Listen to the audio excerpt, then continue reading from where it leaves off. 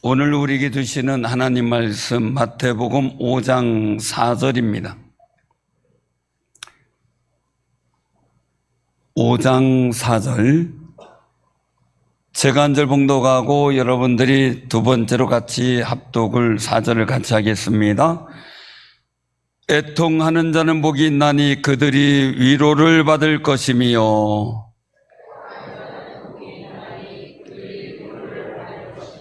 아멘. 무더위 가운데 고생 많으시죠? 저도 제일 싫은 계절이다라면 여름입니다. 그럼에도 불구하고 열매를 바라보니 즐겁습니다. 하나님의 은총을 소망하는 마음으로 무더위를 극복하고 사시는 여러분들을 주님의 이름으로 축복합니다. 요즘은 행복을 추구하는 데 집중한다고 하더라고요. 그래서 소확행, 소소한 일들 속에서도 행복을 찾는 그런 데 집중한다고 합니다. 우리가 젊었을 때의 시대는 모으는 데 집중했습니다. 미래를 위해서. 근데 요즘에는 젊었을 때 놀아야 된다고 가부를 해서라도 해외여행을 간다고 하더라고요. 그래도 퇴직금을 가부라는 건 조금 심하지 않나, 그 생각을 가끔 해봅니다. SNS에 마시는 음식, 화려한 여행지, 웃고 있는 즐거운 얼굴들이 우리의 마음을 설레게 할 때가 참 많이 있습니다. 또 많은 지식인들은 우리에게 말합니다. 긍정적으로 생각해라. 또 웃으면 복이 온다. 또 이야기를 합니다. 우울함이나 슬픔은 실패의 증거다. 또한 눈물을 흘리는 것은 약함의 표시요, 인생의 경주에서 뒤처진 자들이 전유물처럼 말하는 것이다. 그렇게 말합니다. 우리도 자녀에게 말합니다. 남자는 아무 때나 찔찔 우는 게 아니요 하고 이 빈잔을 주기도 하지요. 계속 꿀꺽 눈물을 삼킬 때가 참 많이 있습니다. 그런데 오늘 보면 갈릴리 산상에서 선포된 예수님의 산상수훈은 이런 세상의 상식과 또한 여러 가지 상황과 완전히 충돌합니다. 애통하는 자는 복이 있나니 그들이 위로를 받을 것이며 라고 선포합니다. 예수님은 웃고 즐거워하는 자가 복이 있다라고 하지 않으셨습니다. 물론 사도 바울은 내가 기뻐하니 너희도 기뻐하라 라고 말씀하셨죠. 근데 예수님은 오히려 애통하는 자, 눈물 흘리는 자가 복이 있다 선언합니다. 시편 126편에 보면 그렇게 말씀합니다. 눈물을 흘리며 씨를 뿌리는 자는 기쁨으로 거두으리로다. 울며 씨를 뿌리러 나가는 자는 반드시 기쁨으로 곡식단을 가지고 돌아오리로다. 아멘. 이스라엘 민족은 이 마음 갖고 기도함으로 포로에서 귀환될 때 기쁨을 안고 고국으로 돌아왔습니다. 정말 우리가 기억할 것은요, 예수님은 애통해 하는 자, 눈물 흘리는 자가 복이 있다라고 선언하죠. 예수님께서 오늘 본문을 통해 우리에게 주시는 것은 내가 흘리는 눈물이 하나님 앞에서 의미 없는 것이 아니다라고 말씀하는 겁니다. 어떤 눈물은 의미 없는 눈물일 수도 있습니다. 그러나 어떤 눈물은 하나님이 받으시는 눈물입니다. 어떤 애통은 우리의 영혼이 하나님께로 돌아가는 거룩한 통로를 열어주게 됩니다. 세상의 눈으로 보면 운다는 것이 복이라는 것은 역설적입니다. 어떻게 슬퍼하는 것이 복이 될 수 있겠습니까? 오늘 우리는 예수님께서 주신 이 산상수훈의 두 번째 말씀을 통해서 애통의 진짜 의미가 무엇인지 깊이 깨달아 하나님의 놀라운 위로와 은혜를 경험하는 귀한 삶을 누리고자 합니다. 그 은혜가 임하길 바랍니다. 옆에 분들하고 인사 나누세요.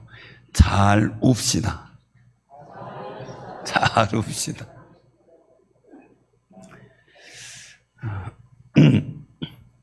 애통하는 자, 여기에 애통은 뭘까? 헬라 원어는 펜테오라는 말을 씁니다. 펜테오.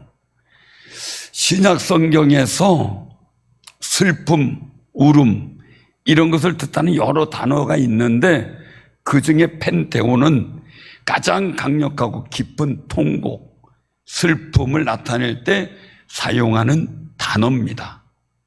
그래서 이 헬라어 펜테오에는 세 가지의 의미가 있는데, 첫째는 이 펜테오를 언제 쓰느냐 이거예요. 가장 사랑하는 사람을 잃었을 때 쓰는 슬픔의 단어입니다. 그래서 헬라 문화권에서는 이 펜테오라는 말을 쓸 때 주로 사랑하는 가족, 또 외아들 내지는 부모가 소천했을 때 찢어지는 가슴을 짓자며 흘리는 통곡을 바로 애통이라고 했습니다.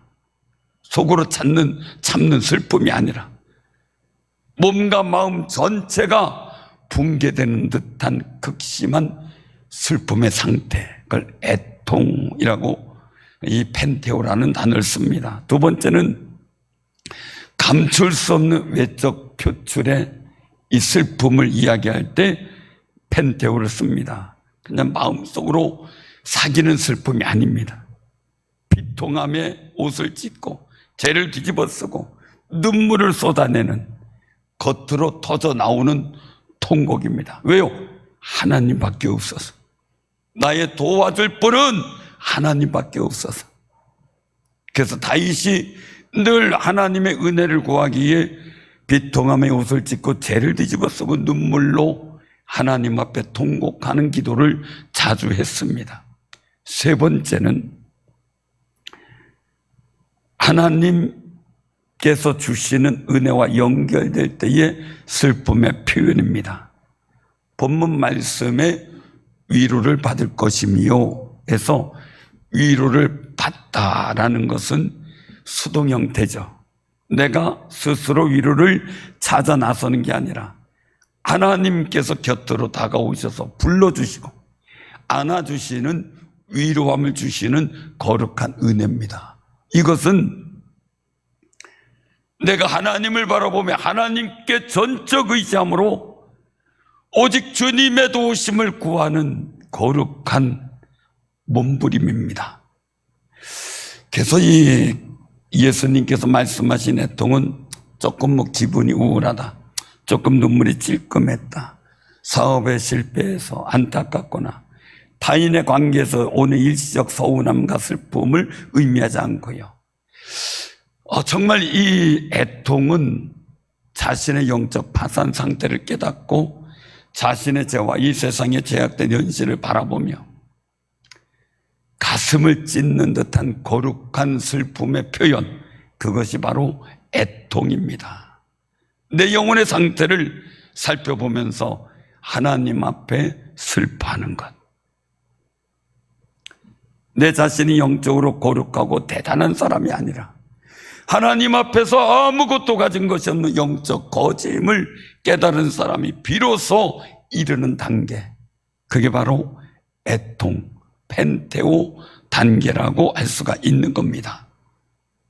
우리가 한번 꼭 기억하시길 바랍니다. 바리새인들은 대단한 거룩한 영적 지위를 갖고 있다고 생각을 했습니다. 그러나 예수님 말씀에 또 세례 요한 말씀에 그들은 가슴을 치지 않았다고 책망을 들었습니다. 우리는 주의 말씀을 들을 때마다 내가 부족하거나 내가 영적 거지거나 깨달으며 애통해 하는 펜테오의 은혜를 체험받기를 바랍니다. 그래서 본문 3절의 첫째 복, 심령이 가난한 자는 복이 있나니, 이것의 영적 가난을 인식한 사람이 하나님 앞에서 자신의 죄성함, 비참함 때문에 눈물을 흘릴 수밖에 없는 상황, 그게 바로 애통입니다. 애통. 그래서 성경에는 거룩한 애통을 통해 하나님의 위로의 반전을 경험한 수많은 신앙인들이 만들어낸 이야기가 기록되어 있습니다.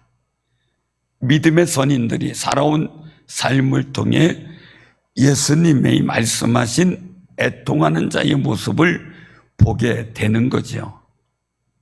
자, 첫째, 우리가 이야기는 베드로입니다. 자신의 죄를 바라보며 흘리는 애통의 눈물을 보였습니다. 베드로는 예수님의 수제자입니다. 대단한 사람이죠. 모두 주를 버릴지라도 나는 결코 버리지 않겠나이다 라고 장담했습니다. 그런데 대제사장의 뜰에서 여종이 사람들 앞에서 너도 예수당 사람이다, 함께 있는 거 봤다 라고 추궁하자 그 마음이 무너져 내립니다. 그리고 예수님을 3번이나 부인하고 심지어 맹세하고 저주하기까지 했습니다. 그 순간 닭이 꼭기요 라고 웁니다. 저 예쁜 소리를 냈어야 되는데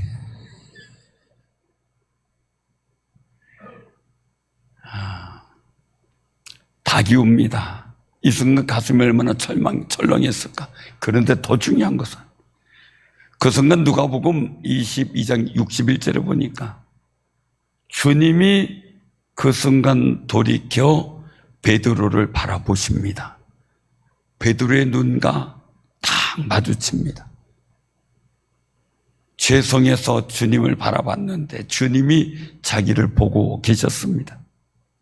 그 순간 베드로는 밖에 나가 심히 통곡했다고 말합니다. 이 베드로가 흘린 눈물은 단지 아망했어, 내 체면이 뭐가 되나, 이 정도가 아니라 그냥 자책의 눈물이 아니었습니다. 주님을 사랑하는 자로서 주님을 배신했다는, 자기가 얼마나 나약하고 죄인된 존재임을 철저히 깨닫고 슬프고 애잔한 통곡이었습니다. 자신이 얼마나 무능했는지, 자신이 얼마나 썩어있는 존재인지, 하나님 앞에, 주님 앞에 얼마나 쓸모없는 존재인지를 깨달은 순간 가슴이 찢어지는 고통의 눈물을 흘린 겁니다. 그런데 여기서 끝나지 않습니다. 십자가를 지시고 죽고 부활하신 후 예수님께서는 베드로를 찾아오십니다. 그리고 디베랴 바닷가에서 내가 나를 사랑하느냐 3번 물으십니다. 그리고 사랑합니다라는 고백을 하는 베드로를 다시 불러 사도로 사역을 맡기십니다. 베드로의 통곡, 애통은 단순히 절망으로 끝나지 않았습니다. 참된 회개와 사도로서의 재탄생이라는 하나님의 거룩한 위로로 이어지게 된 겁니다. 사랑하는 성도님들, 애통하는 데는 반드시 위로가 있다는 사실입니다. 두 번째는 공동체의 아픔을 안고 흘리는 이 애통의 눈물의 사나이가 있습니다. 바로 느헤미야입니다. 오늘 느헤미야는 예루살렘에서부터 온 사람으로부터 예루살렘 성벽이 허물어졌고 성문들은 불탔고 남아있는 백성들은 큰 환난을 당하고 능욕을 받고 있다라는 소식을 듣습니다. 이 소식을 들은 느헤미야의 반응입니다. 느헤미야 1장 4절에 보니까 내가 이 말을 듣고 앉아서 수일 동안 울고 슬퍼하며 하늘의 하나님 앞에 금식하며 기도하여 라고 기록되어 있습니다. 앉아서 울고 수일 동안 슬퍼합니다. 하나님 앞에 금식하며 기도합니다. 사실 어떻게 보면 예루살렘의 비극의 역사는 느헤미야 책임이라고 볼 수가 없습니다. 자기는 포로 잡혀왔기 때문에 거기에 하등한 관계도 없습니다. 자기만 잘 살면 되는 겁니다. 그런데 하나님의 도성 예루살렘이 짓밟히고 백성들이 고통받는다는 소식을 들을 때 가슴을 쥐어짜며 애통했습니다. 느헤미야의 눈물은 자신의 죄와 자신의 삶의 문제가 아니었습니다. 아는 지인들이 당하는 환난과 고통에 대한 아픔, 하나님의 성전과 예루살렘 성의 무너짐의 아픔, 나라 민족의 비극을 보며 흘리는 중보기도의 애통으로 확장됐습니다. 수일 동안 금식합니다. 조상들의 죄, 백성들의 죄, 나라의 죄, 자신의 죄를 짊어지고 애통하며 기도한 겁니다. 그리고 왕에게, 하나님의 뜻이 있다 왕에게 은혜를 깨달라고 했을 때 하나님께서는 느헤미야를 페르시아 궁전에서 왕의 술 맡은 관원으로 세워지게 하셨습니다. 애통하는 사람인 느헤미야에게 하나님의 위로가 임한 겁니다. 포로로 잡혀온 백성입니다. 술관원은 오늘날 비서실장 내지는 경호실장 격의 위치입니다. 어떻게 포로로 잡혀온 나라의 백성을 맡기겠습니까? 그런데 느헤미야에게 그 놀라운 일이 이루어진 겁니다. 이제 느헤미야는 페르시아 궁전에서 왕을 섬기며 부귀영화와 안전이 보장된 삶을 살아갈 수 있었습니다.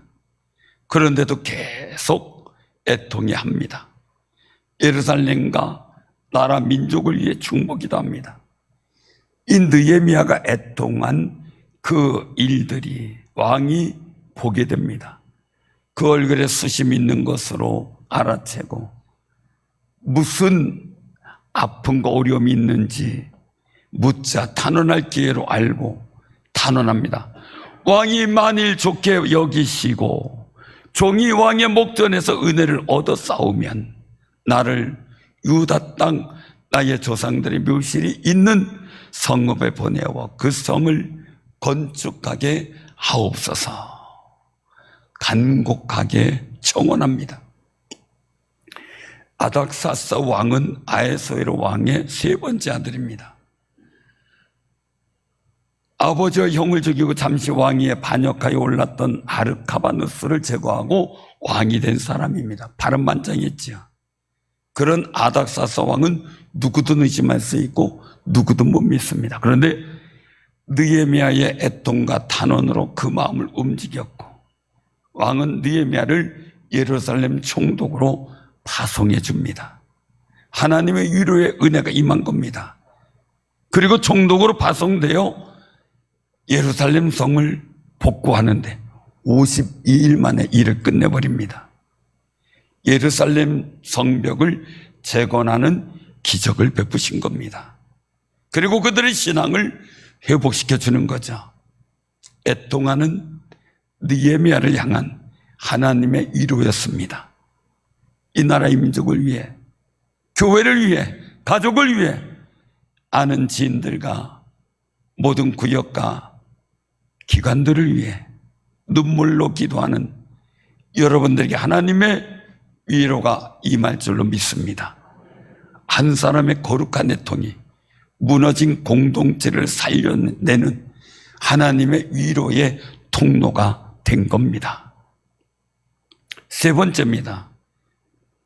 목이 말라 물 좀 마시겠습니다.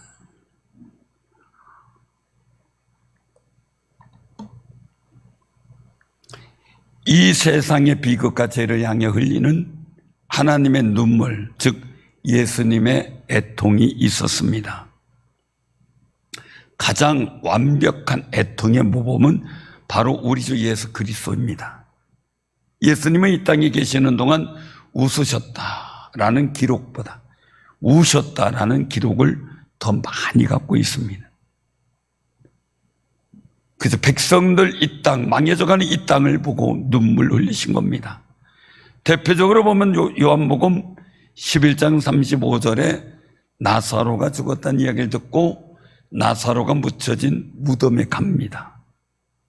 그 무덤 앞에서 예수께서 눈물을 흘리시더라 라고 기록되어 있습니다.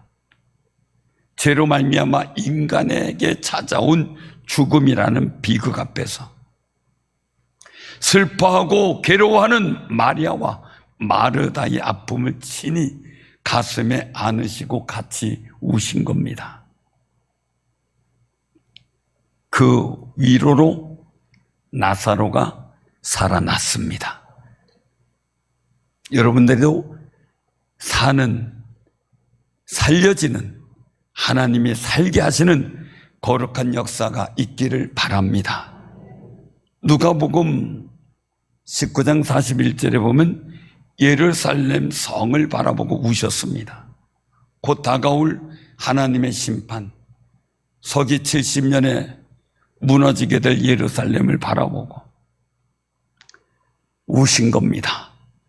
죄악 속에 평안하다 착각하는 예루살렘 주민을 바라보고 애통해 하신 겁니다.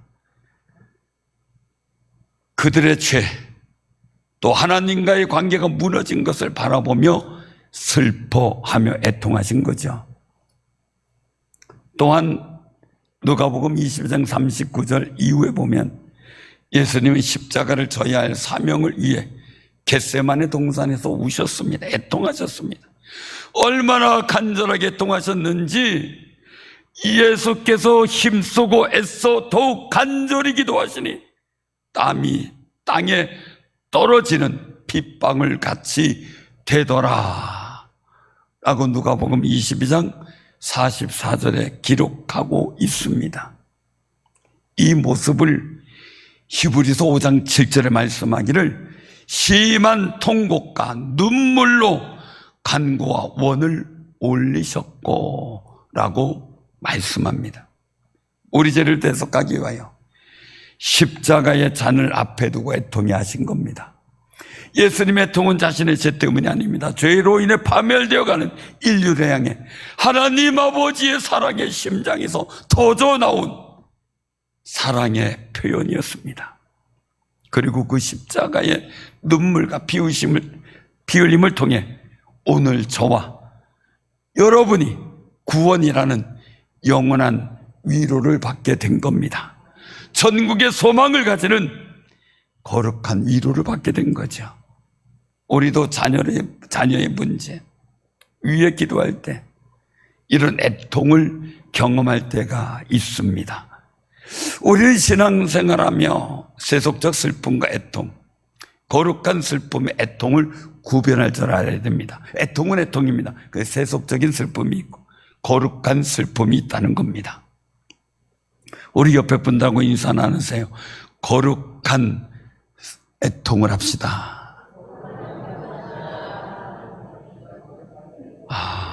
정말 이게 중요한 거예요. 성경이 말하는 애통이 세상에서 말하는 슬픔과 엄격히 구분해야 된다는 거예요. 사도 바울은 고린도후서 7장 10절에서 그렇게 선포합니다. 하나님의 뜻대로 하는 근심은 후회할 것이 없는 구원에 이르게 하는 회개를 이루는 것이요, 세상의 근심은 사망을 이루는 것이니라. 다시 한번 말씀드립니다.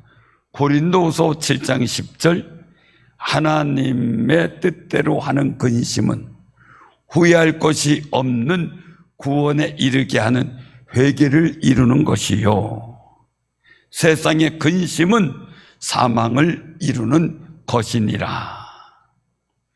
세상의 슬픔은 세상의 근심에서 비롯됩니다. 자존심의 상함, 손해, 염려와 근심, 두려움, 욕망과 좌절, 탐욕, 탐심이 원인입니다. 문제의 초점이 중요한데 자기 중심적 판단하게 됩니다. 왜 나한테 이런 일이 생겼어? 나는 잘 살았는데. 그렇게 생각하는 거죠. 결과는 가족과 교인들과 주변 환경에 대한 원망, 분노, 누구 때문이야 하면서 절망적인 마음을 가지게 됩니다. 그리고 심지어 스스로 자학하는 행동도 나타나게 됩니다.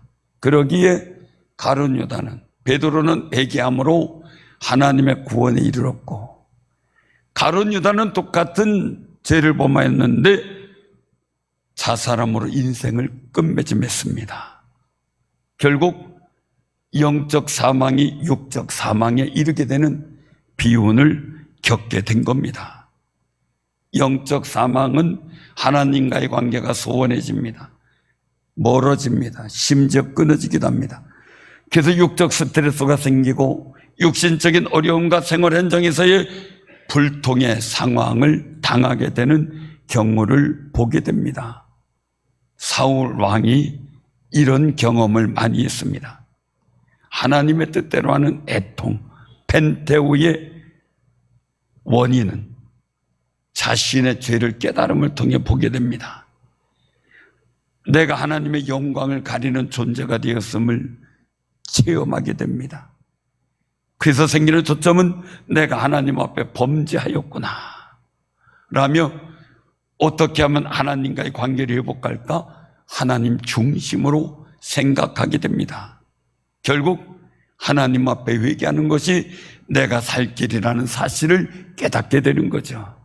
결과는 영혼의 정화가 이루어집니다. 하나님의 위로가 임합니다. 그때 생기는 영적 평안이 내 마음속에 이루어지고 그 평안이 세상을 이기게 하는 거룩한 영적 구원의 감격을 체험하게 될 줄로 믿으시길 바랍니다.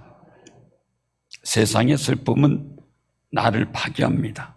내 뜻대로 안 되었다는 좌절 내지는 자존심의 상처를 입은 것을 갖고 이야기를 합니다. 남보다 뒤처졌다는 비교의식에서 나오는 슬픔은 영혼을 병들게 합니다.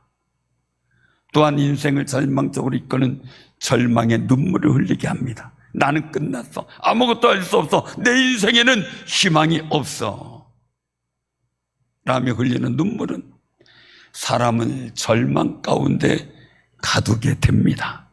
그러나 하나님의 뜻대로 하는 애통은 영혼을 살립니다. 내 죄를 직면하고 통곡할 때 나의 무능을 인정하고 십자가 앞으로 나아갈 때 그 눈물은 내 영혼을 씻어주는 정화의 샘물이 될 줄로 믿으시기를 바랍니다. 사랑하는 성도님들, 애통하는 자에게 약속된 하나님의 위로, 그 위로가 여러분에게 임하시기를 바랍니다. 파라칼레오입니다. 파라칼레오, 하나님의 위로. 우리 옆에 분과 인사 나누시기 바랍니다. 인생 속에 하나님의 위로가 임하시길 바랍니다. 하나님의 위로가 임하시길 바랍니다.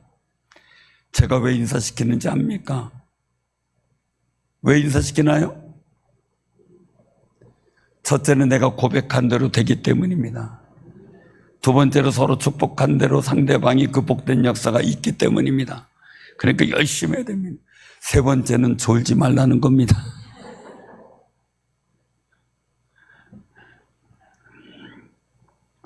우리 믿음의 선조들이 우리나라를 위해 얼마나 애통하며 기도했습니까?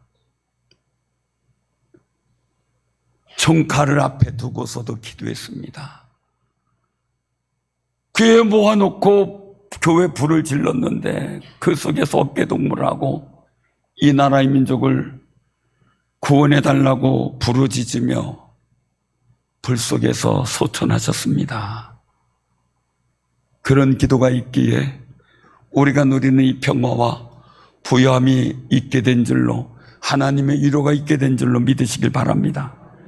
하나님은 애통하는 자에게 분명한 약속을 주십니다. 그러니 우리도 그런 믿음의 선조들이 되는 귀한 삶이 되시길 바랍니다. 나 혼자 편하다고 그냥 있는 게 아니라 내가 하나님 앞에 귀한 민족의 우리 선조가 되겠다고, 여러분들 가족과 집안의 자녀들에게 믿음의 선조로 남겠다고 결단하시기를 바랍니다. 예수님은 애통하는 자에게 그들이 위로를 받을 것이며 라고 말씀합니다. 이 위로는 파라클레시스라는 말인데 보혜사 성령님을 뜻하는 파라클레토스와 같은 오온을 가집니다. 그래서 파라 이겁니다. 하나님이 다가오신다. 그러니까 하나님은요, 괜찮아, 잘 될 거야, 상투적인 말이 아닙니다. 가까이 오신다는 거예요. 상처받고 내가 어쩔 수 없는 인생의 문제 속에 아파하고 그래서 찢긴 영혼 곁에 하나님은 친히 가까이 오십니다. 그게 바랍니다. 칼레오입니다. 혼자 설 수 없는 우리를 일어서 못 일어납니다. 우리도 누워있는 환자 일어나기 어렵습니다. 잠자고 있는 아이 일어나기 힘듭니다. 그걸 품에 안고 일어나라고 끌어안으며 힘든 다리를 세우며 일어나는 부모의 마음처럼 우리를 품에 안으시고 새 힘을 공급하시며 일어나라 같이 끌어안고 세워주시는 분, 그게 칼레오입니다. 사랑하는 성도님들, 하나님이 다가오시는 발화를 느끼시길 바랍니다. 나를 품에 안고 일어서라고 격려해 주시고 힘 주시는 칼레오가 그 하나님이 여러분들과 함께 하시는 줄로 믿으시길 바랍니다. 시편 56편 8절에 보면 다윗은 귀한 고백을 합니다. 나의 방황을 주께서 세셨사오니, 얼마나 많은 방황을 했습니까? 나의 눈물을 주의 병에 담으소서, 이것이 주의 책에 기록되지 아니하였나이까. 방황, 고난 속에, 힘들고 어려운 여건 속에 그 모든 것을 주님이 세신 듯 아신다는 거예요. 그때마다 흘리는 애통의 눈물을 주의 병에 담아달라는 겁니다. 담아달라. 사랑하는 성도님들, 하나님은 거룩한 애통을 가지고 흘리는 성도들의 눈물 한 방울도 땅에 떨어지지 않게 하십니다. 하나님의 눈물병에 그 눈물을 담으시고 그 눈물의 분량만큼 하늘의 위로와 기쁨으로 채워주신 줄로 믿으시기를 바랍니다. 나 자신이 영적 가난을 인식하게 되면 거룩한 애통 펜테오가 생기게 됩니다. 그러면 하나님의 다가오신가 위로의 은혜가 나의 인생에게 임하게 되는 거죠. 저도 지금까지 살아오면서 첫 번째는 학생 때 하나님의 사랑을 알고 싶어서 애통해하며 몇 날 며칠을 기도했던 적이 있습니다. 두 번째는 저의 소명을 놓고 인생을 놓고 내가 어떻게 살아가야 될지를 놓고 하나님 앞에 눈물로 기도하며 살았던 때도 있습니다. 세 번째는 정말 내 앞으로 목회를 어떻게 할 것인가 하나님의 인도하심을 구하며 수개월 동안 매일 저녁 아침 저녁으로 하나님 앞에 눈물로 기도했던 때가 있습니다. 네 번째는 정말 제가 탈진에 빠져서 개척하고 나오다 탈진에 빠져서 1년 이상을 눈물로 하나님 앞에 애통해하며 기도했던 때가 있습니다. 우리가 하나님 앞에 눈물을 흘릴 때 한 성도를 품고 울 때도 있고요, 교회 모든 일들을 놓고 하나님 앞에 간구하며 애통하며 기도할 때도 있었습니다. 근데 그때마다 느낀 게 이 다윗의 고백이 저의 고백이 될 때가 많이 있었다는 겁니다. 시편 30편 11절에 보면 주께서 나의 슬픔을 변하여 내게 춤이 되게 하시며 나의 베옷을 벗기고 기쁨으로 띠띠우셨나이다 라는 그 거룩한 다윗의 고백이 늘 마음에 넘칩니다. 이런 고백이 여러분들의 고백이 되시기를 바랍니다. 사랑하는 성도님들, 우리 시대에 필요한 애통하는 눈물의 기도가 무엇일까요? 여러분들 눈에는 어떤 눈물이 흐르고 있습니까? 세상 일로 억울해서 흘리는 눈물, 남을 비교해서 손해봤다고 흘리는 원망의 눈물, 아니면 이기적 욕망에 채워지지 않아 흘리는 집착의 눈물로 우리가 가득하진 않은지 살펴봐야 됩니다. 정작 흘려야 될 애통의 눈물은 하나님 앞에서 내 죄를 바라보며 흘리는 회개의 눈물입니다. 축복의 역사가 이루어지지 않는 내 가정을 바라보며 우리 하나님이 복의 근원이신 하나님 우리 가정에 계시는데 왜 길이 막혀 열리지 않으며 내가 가야 될 사업이 막히며 내가 정말 하나님의 축복된 역사를 이루어야 돼서 주께 영광 돌려야 되는데 왜 이것이 이루어지지 않는지 애통해하며 눈물을 흘려야 됩니다. 잃어버린 건강을 되찾기 위하여 애통해하며 눈물을 흘려야 됩니다. 주님밖에 없습니다. 나는 하나님밖에 없습니다.